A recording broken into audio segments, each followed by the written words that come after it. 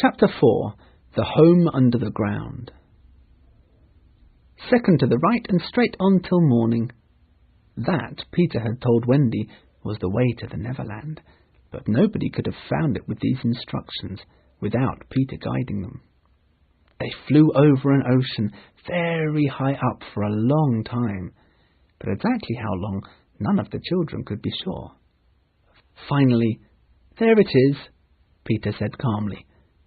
Wendy, John and Michael all recognized it at once. "John, there's the lake." "Wendy, I can see your flamingo." "Look, Michael, there's your cave." "John, what's that in the forest?" "It's a wolf with her babies." "Wendy, I think that's your wolf baby."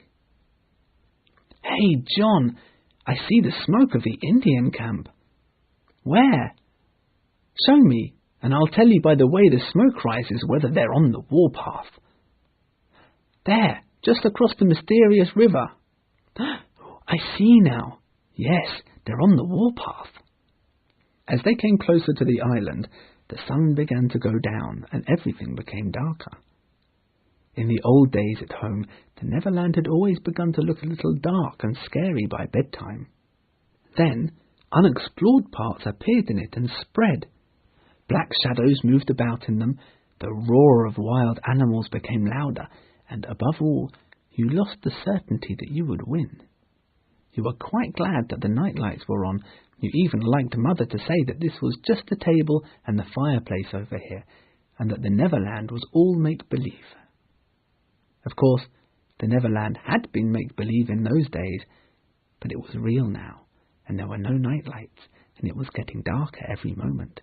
And where was Mother? John asked Peter if there were many pirates on the island at the moment, and Peter said that there were more than ever before. "Who is the captain now?" "Hook," answered Peter, and his face became very serious as he said that hated word. Michael began to cry, and even John could barely speak, for they knew Hook's reputation. "He's the worst of them all," John whispered. "That's right," said Peter. "What's he like? Is he big?" "He's not as big as he was." "What do you mean?" "I cut a bit off him." "You?" "Yes, me," said Peter. "What bit?" "His right hand." "Then he can't fight now?" "Oh, yes, he can." "With only his left hand?" "He has an iron hook instead of a right hand, and after I cut off his hand," Peter continued, "I threw it into the sea, where the crocodile caught it in his mouth and ate it. Since then, the crocodile is always chasing after Hook." "Why?" the children asked. "Because, after tasting a bit of him, he wants to eat the rest." But Hook can always hear the crocodile coming, since the crocodile also ate a clock, and now he makes a ticking noise all the time. They flew along for a few moments in silence. Then Peter said, "John, there is one thing that every boy who serves under me has to promise, and so must you." John listened carefully. "It is this: if we meet Hook in a fight, you must leave him to me." "I promise," John said loyally. Finally, Peter gave the signal and began to head downwards. He was followed by John, Michael, Wendy, and Tinker Bell, who had been lighting the way for them the whole trip. Down below, in the forest, the Lost Boys were hiding from the pirates. There were 6 of them, and they were wearing the skins of bears they had killed. They all rushed out of their hiding place in the grass and welcomed Peter as he and the children landed. "Great news, boys!" Peter cried.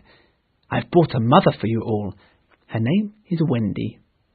The boys all went on their knees and, holding out their arms, cried, "Oh, Wendy lady, be our mother." "And should I?" Wendy said, her face shining. "Of course it would be wonderful, but I'm only a little girl. I have no real experience." "That doesn't matter," said Peter, as if he were the only person who knew all about it, though he was really the one who knew the least. "What we need is just a nice motherly person who will tell us stories." "Very well," she said. "I'll do my best.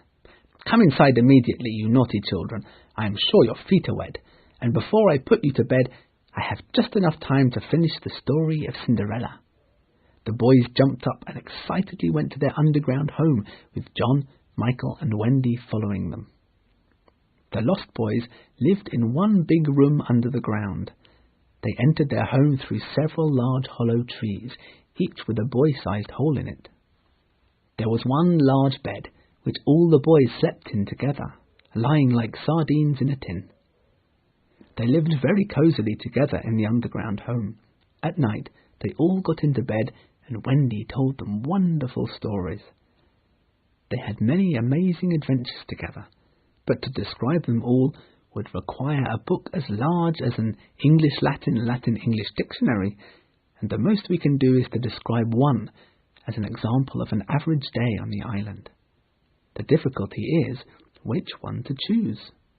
Should we choose the fight with the Indians on the mountain, or the night attack by the Indians on the house under the ground, when several of them got stuck in the hollow trees and had to be pulled out like corks? Or we might tell how Peter saved the life of the Indian princess Tiger Lily in the Mermaid's Lagoon and made her his friend. Or we could tell of the cake the pirates baked with poison in it so the boys might eat it and die, and how they put it in one clever spot after another.